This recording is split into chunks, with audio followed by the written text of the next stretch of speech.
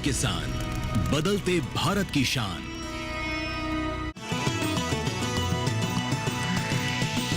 DD किसान, बदलते भारत की शान।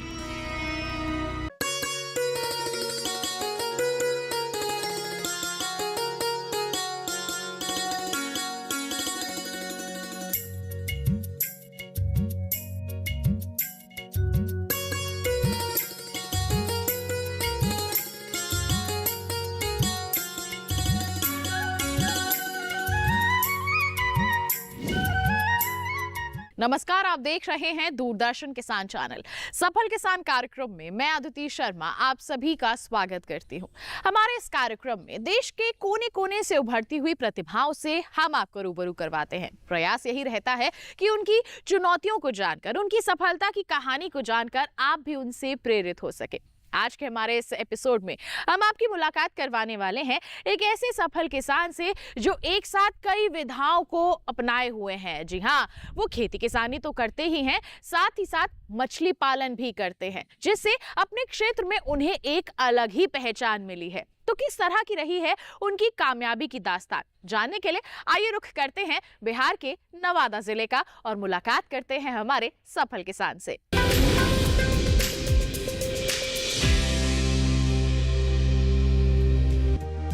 पान की बेलों को सहारा दे रहे ये हैं भूषण चौरसिया, जो बीते 15 साल से बनारस और आसपास के लोगों को मगही पान का स्वाद उपलब्ध करा रही हैं।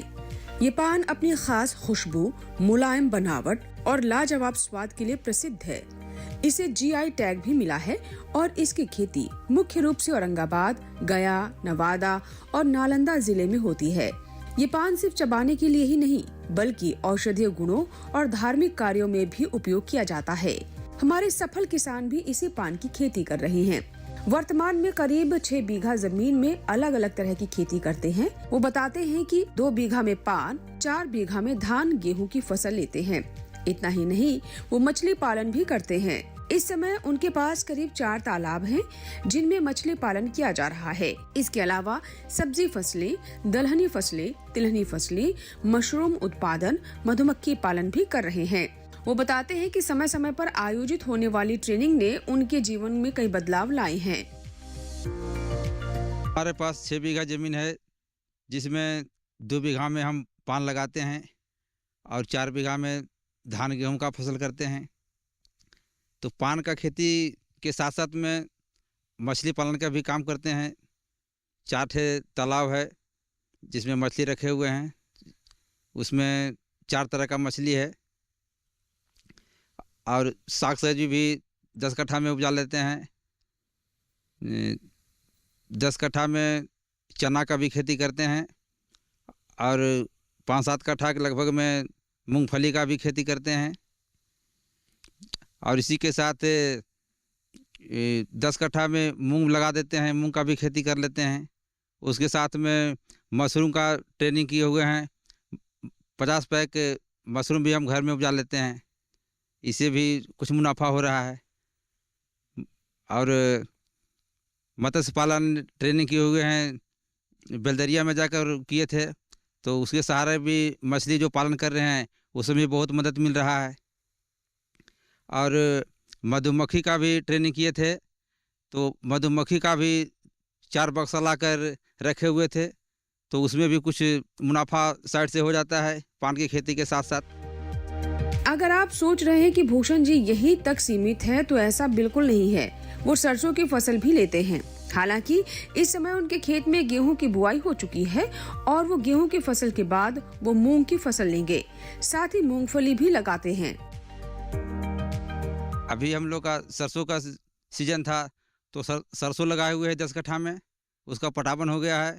उसके बाद जैसे ही गेहूं बुआई हो गया, अभी गेहूं कटेगा, तो उसके बाद हम लोग उसी खेत में मूंग लगा देंगे।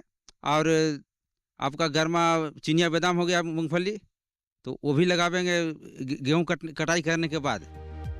भूषण जी मुख्य रूप से पान की खेती करते हैं। वो बताते हैं कि इसे शुरू करने में बागवानी विभाग ने काफी मदद की। इस समय उनके पान की गुणवत्ता सबसे अच्छी होती है और हर 15 से 20 दिन के अंतराल में पान के पत्तों की तुड़ाई की जाती है। मौजूदा समय में करीब 300 वर्ग मीटर में लगाए गए ये पान भूषण चौरसिया को सालाना 2 से 3 लाख का मुनाफा देते हैं। पान का खेती कर रहे हैं, उसमें जिला स्तरीय उद्यान से भी हम लोग को बहुत मुनाफा हो रहा है, सहयोग मिल रहा है, जिसमें लगभग का 300 वर्ग मीटर में सरकार की तरफ से आपका जो 35,000 रुपया हम लोग को लागत लग रहा है, उसमें से 70,000 जो लागत लग रहा है उसमें से 35,000 रुपया हम लोग को सरकार के द्वारा अनुदान दिया जा रहा है, जिसमें हम लोग का भी राहत है। हम लोग खेती भी करते हैं और धान भी रोपते हैं और पान भी करते हैं। हम सबको बहुत सा लग जाता है, करोड़ों रुपया लग जाता है। घर में खाना भी बनाते हैं और बच्चन को भी संभालते हैं और फिर बाहर भी जाते हैं। इसी में रहबे करते हैं, तब खेती भी करते हैं, पान भी करते हैं और सब मेहनत करते हैं। बच्चन लोग को भी कुछ हो जाता है तकलीफ, पढ़ने लिखने में थोड़ा दिक्कत हो जाता है, तो इसी में बच्चा लोग को भी अथी कर देते हैं और उसमें जाते हैं तो थी बरेठा पटामन करते हैं, पान तोड़ते हैं, फिर आते हैं घर तो खाना बनाते हैं, फिर बच्चा को पढ़ाते हैं और फिर पान भी सरियाते हैं। पान एक बहुवर्षीय बेल है। अगर किसान पान की खेती करना चाहते हैं तो बेहद कम स्थान में भी इसकी शुरुआत कर सकते हैं। इसकी सबसे अच्छी बात यह है कि एक बार बेल लगाने के बाद सालों तक उत्पादन लिया जा सकता है। साथ ही किसान इसके साथ सह फसलें भी लगाकर बढ़िया मुनाफा कमा सकते हैं।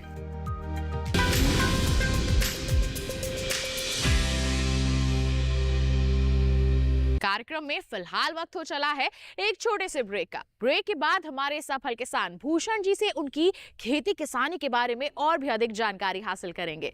बने रहिए दूरदर्शन किसान पर, देखते रहिए कार्यक्रम सफल किसान।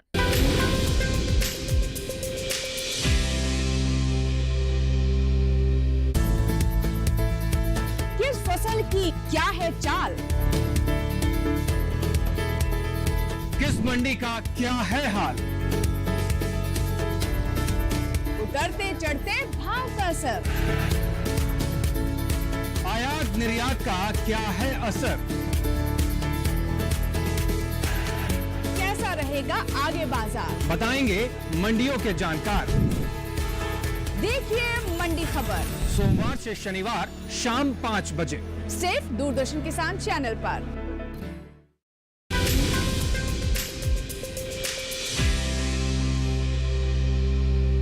ब्रेक के बाद दूरदर्शन किसान चैनल के कार्यक्रम सफल किसान में आप सभी का फिर से स्वागत है।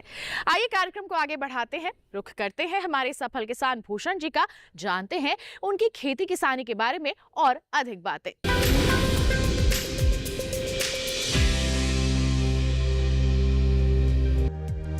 कम संसाधनों में ज्यादा से ज्यादा मुनाफा कमाने के लिए किसान एकीकृत कृषि की ओर भी रुख कर रहे हैं।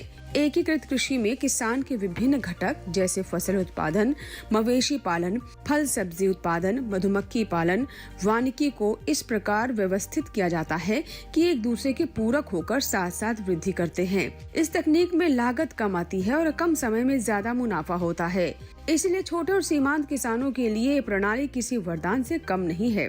हमारे सफल किसान भूषण कृषि के अपने इस तरीके से सालाना 15 से 20 लाख तक की कमाई कर लेते हैं। सालाना इनकम लगभग 15 से 20 लाख हो जाता है, जिसमें हम लोग जो खर्चा काट देते हैं तो 2-4-5 लाख रुपए खर्च भी हुआ तो लगभग काट छाड़ के 15 लाख रुपया मुनाफा हो जाता है साल भर में। संघर्ष के बाद सफल बना इंसान हर राह की मुश्किलें बखूबी समझता है। ऐसे हमारे सफल किसान बताते हैं कि मौजूदा समय में युवाओं को नौकरी की तलाश में नहीं भटकना चाहिए, बल्कि कृषि के किसी न किसी पहलू को थामकर आगे बढ़ना चाहिए। अगर किसी युवा के पास 5 बीघा भी जमीन है तो तालाब खुदवा कर मछली पालन कर सकते हैं। हालांकि किसी भी काम को करने से पहले ट्रेनिंग जरूर लें। अगर भूमि नहीं है तो युवा एक कमरे से ही मशरूम का उत्पादन कर सकते हैं। इसके अलावा पान उत्पादन के क्षेत्र में भी भविष्य सुनिश्चित कर सकते हैं।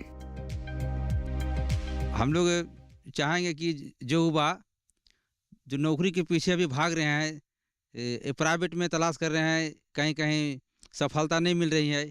तो उन लोगों से मेरा कहना होगा कि जिनका 5 बीघा ज़मीन पड़ा हुआ है, तो वैसा बंजर ज़मीन पे अपना तालाब खुदवा दें, और तालाब खुदाने के बाद उसमें मछली डालें और मछली का ट्रेनिंग लें, जिससे आपका उचित सुझाव मिलेगा।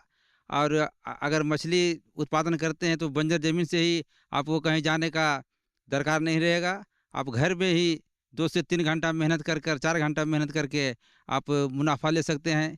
या अगर आप चाहें तो मशरूम का भी एक रूम में अगर 100 पाइक अगर रख लेते हैं तो उससे भी आप 10,000 का महीना कमा सकते हैं।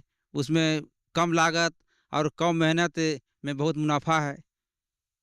अगर संभव हो तो पान का भी खेती अगर नौजवान किसान हैं तो वो भी कर सकते हैं। जो जिस तरह से अगर जो नया है तो जिस तरह से आगे हम बताएं उसी तरह से अगर उसके ज़रिए आप चलिएगा तो आप पान का खेती भी सफल रूप से कर सकेंगे।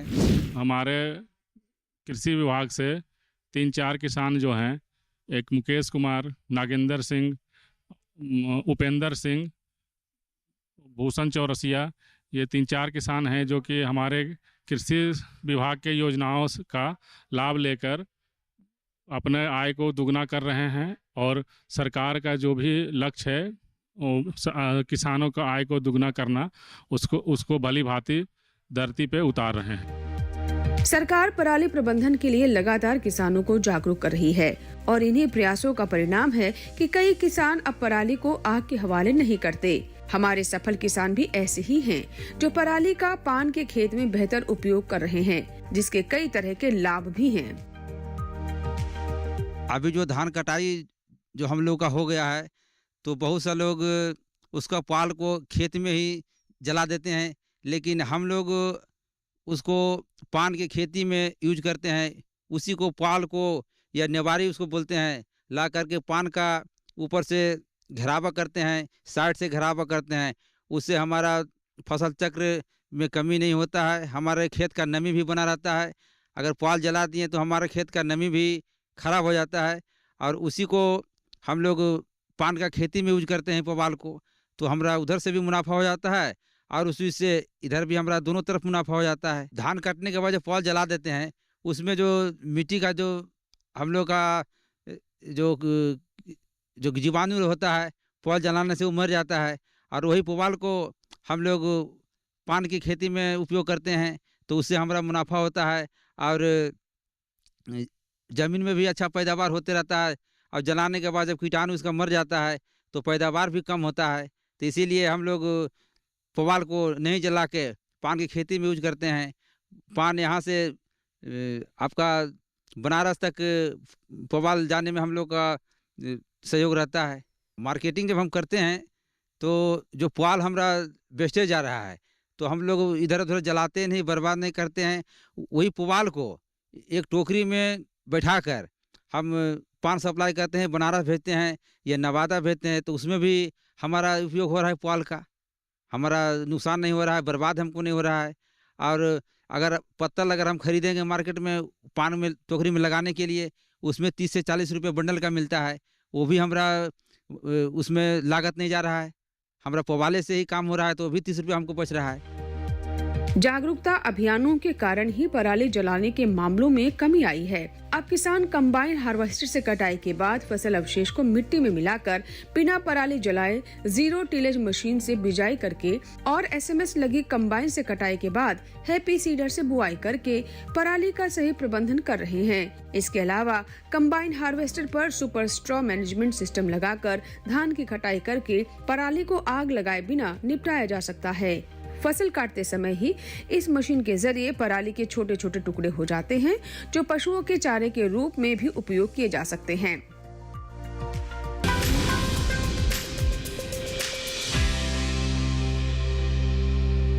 कार्यक्रम में फिलहाल रुक रहे हैं एक और छोटे से ब्रेक के लिए। आप कहीं मत जाइए। ब्रेक के बाद विशेषज्ञों से भी हम ज्ञान अर्जित करेंगे, चर्चा करेंगे क्षेत्र में हो रहे विकास के कार्यों के बारे में। बने रहिए दूरदर्शन किसान पर, देखते रहिए कार्यक्रम सफल किसान।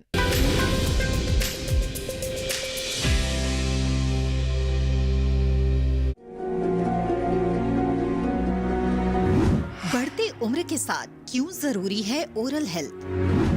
क्या है मुंह और दांतों की समस्याएं और कैसे बनाए रख सकते हैं ओरल हेल्थ? यदि आप भी बढ़ती उम्र के साथ मुंह और दांतों पर पड़ने वाले प्रभाव, बचाव और उपचार के बारे में कुछ जानना या पूछना चाहते हैं तो लगाइए हमारे टोल फ्री नंबर 1800113060 और 1800113061 पर कॉल। बढ़ती उम्र में ओरल हेल्थ। इस शनिवार स्वस्थ किसान लाइव शाम 6 से 7 बजे सिर्फ दूरदर्शन किसान पर।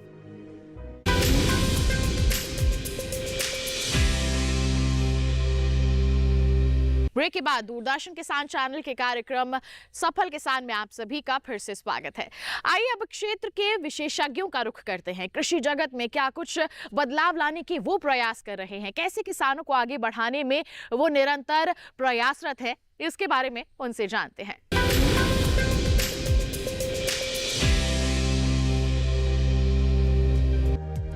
नवादा जिले में मगही पान की खेती से किसानों को जोड़ने के लिए नवादा का संयुक्त कृषि विभाग हर संभव प्रयास कर रहा है। इसके लिए पान विकास योजना के तहत किसानों को लाभ दिया जा रहा है। योजना के तहत किसानों को प्रशिक्षण के साथ साथ वित्तीय अनुदान भी दिया जाता है। नवादा जिला अपने जीआई टैग उत्पाद मगही पान के लिए प्रसिद्ध है। मगही पान में एक विशेष स्थान रखता है, खास करके अपने स्वाद और उसमें पाए जाने वाले मिनरल के लिए। मगही पान को जीआई टैग मिलने के बाद मगही पान के मार्केटिंग और उसके बिजनेस में व्यापक विस्तार हुआ है, जिससे किसानों को बहुत ही लाभ मिला है। और खास करके मगही पान के विस्तार के लिए विभाग द्वारा एक बहुत ही अच्छी स्कीम चलाई जा रही है, जिसे पान विकास योजना कहते हैं। इस योजना के तहत हम लोग प्रति कृषक अधिकतम 300 वर्ग मीटर के लिए 35,250 रुपये का अनुदान कृषकों को उपलब्ध कराते हैं। में कोई भी इच्छुक कृषक जो पान की खेती करना चाहते हैं, पान का बरेजा लगाना चाहते हैं, वो कृषक आवेदन करके इस योजना का लाभ ले सकते हैं। इसमें जो भी कृषक हैं उनका अपना ज़मीन की रसीद एवं आवश्यक कागजातों को संलग्न करते हुए ऑनलाइन आवेदन करना होता है। इसके उपरांत उनको कार्यादेश निर्गत किया जाता है और किसान कार्यादेश के उपरांत जुलाई अगस्त महीने से पान की खेती करते हैं। मुख्यतः पान की खेती 2 वर्षों में उनके द्वारा पान के बरेजा में किया जाता है और उसके बाद जांचोपरांत हम लोग हमारे जो फील्ड के ऑफिसर्स होते हैं उसके बाद सत्यापन के उपरांत उन्हें अनुदान से आच्छादित किया जाता है। इस स्कीम के लॉन्च होने के उपरांत किसानों को बहुत ही लाभ मिला है और उसके एरिया एक्सपेंशन में भी सहायता मिली है, जिसके कारण मगही पान का रकबा अच्छा खासा नवादा जिला में बढ़ा है, जिससे किसान लाभान्वित हुए हैं। इतना ही नहीं, केंद्र और राज्य की सरकारें किसानों के हित में कई तरह के कदम उठा रही हैं। बीज से लेकर कृषि यंत्र या मशीनरी भी उपलब्ध कराते हैं। किसानों को बागवानी की तरफ मोड़ने के लिए समय समय पर प्रशिक्षण कार्यक्रम भी किए जाते हैं। बढ़ावा देने के लिए अनुदान दर पर पौधों का वितरण किया जाता है। किसानों को नई तकनीकी से जोड़ने के लिए चौपाल का आयोजन किया जाता है, जहां न सिर्फ समस्याओं का समाधान किया जाता है बल्कि योजनाओं की जानकारी भी दी जाती है। किसानों के हित में हम लोगों ने जो भी सरकार का योजना चलता है, अनुदानित दर पर बीज है और कृषि यांत्रिकरण, कृषि से संबंधित जो भी यंत्र उपयोग होते हैं, जुताई का, कटाई का या मड़ाई का, उसमें अनुदानित दर पर किसानों को उपलब्ध कराने में कृषि समन्वयक सबसे पहला कड़ी है। और हम लोग का कार्य जिसमें है किसानों को सुविधाजनक पूर्वक ऑनलाइन के द्वारा दिए गए आवेदनों को निपटारा करते हुए किसानों को सामान उपलब्ध करवाना। उसके बाद बीज में भी उसी तरह है, हम लोग अनुदानित दर पर किसानों को ऑनलाइन आवेदन स्वीकृत कर किसानों को बीज उपलब्ध कराते हैं और किसान इससे लाभान्वित होते हैं। और तीसरी योजना हमारा है कि जो प्रसार प्रचार का काम है वो हम लोग आत्मा के सौजन्य से कराते हैं। ये आत्मा से प्रशिक्षण ट्रेनिंग प्रोग्राम वगैरह भी हम लोग करवाते हैं और उसमें हम लोग का भी सहयोग रहता है। फिर बागवानी के उद्यान पदाधिकारी प्रखंड में हैं, वो बागवानी का काम देखते हैं और उसमें फलदार वृक्ष का हम लोग अनुदान देते हैं, उसमें अनुदानित दर पर बांटते हैं उसका पौधा और उनको इंस्टॉलमेंट वाइज प्रथम वर्ष, द्वितीय वर्ष और तृतीय वर्ष जो उनको लाभांश मिलना है वो हम लोग दिलाने का काम करते हैं। और इसमें किसानों को सबसे बड़ा सहूलियत यही है कि ऑनलाइन में उन्हें दौड़ना नहीं पड़ता है, वो कहीं से भी आवेदन ऑनलाइन कर देते हैं और हम लोगों के पास आ जाता है और वो सीधे जा कर के जो संबंधित डीलर हैं उनके यहाँ से यंत्र है या बीज है वो क्रय करते हैं और इसका लाभ उठाते हैं। फिर टेक्नोलॉजी का बात रहा तो बीच बीच में हम लोग किसान चौपाल लगा करके भी किसानों को जागरूक करते हैं और हमारे किसान जो हैं अब जागरूक हो रहे हैं। हमारे किसानों के साथ अभी समस्या थोड़ा उपज कम रहा है, इसलिए कि मिट्टी का उर्वरा शक्ति प्रयोग हो रहा का ह्रास हो रहा है, क्योंकि रासायनिक उर्वरक का प्रयोग ये लोग ज़्यादा कर रहे हैं। तो उन लोगों को भी जागरूक करना है। मीडिया के माध्यम से हम कहना चाहते हैं कि जो भी फसल लगाते हैं उसमें कार्बनिक खाद जैसे सड़ा हुआ गोबर का खाद, FYM, वर्मी कंपोस्ट इत्यादि का प्रयोग करेंगे तो खेत में हमारे जो रासायनिक गुण, जैविक गुण और भौतिक गुण इसमें सुधार होगा, तभी हमारा कोई भी रासायनिक उर्वरक जो है पौधा बढ़िया से ले पाएगा। और अभी के किसान थोड़ा इस पर कम ध्यान दे रहे हैं। कृषि, हम जानते हैं कि कृषि जो है इसमें आर्ट और साइंस दोनों है, ये कला भी है और विज्ञान भी है। तो कला का प्रयोग तो करते हैं, खेती का तैयारी करना है, जुताई करना है, बहुत बढ़िया से लोग कर देते हैं, लेकिन जो उसमें इनपुट डालना है उसमें अभी सुधार होने का आवश्यकता है। किसानों से आग्रह करेंगे कि खेत में वो हरी खाद का प्रयोग ज़्यादा करें ताकि वो हमारा मिट्टी जो है उसका उर्वरा शक्ति लंबे समय तक सुधार में रहे। तो देखा आपने कि अगर किसान नई तकनीकों के साथ कदम बढ़ाकर चलें तो उन्हें न सिर्फ सफलता मिलना निश्चित है, बल्कि वो आसपास के किसानों के लिए भी मिसाल बनते हैं।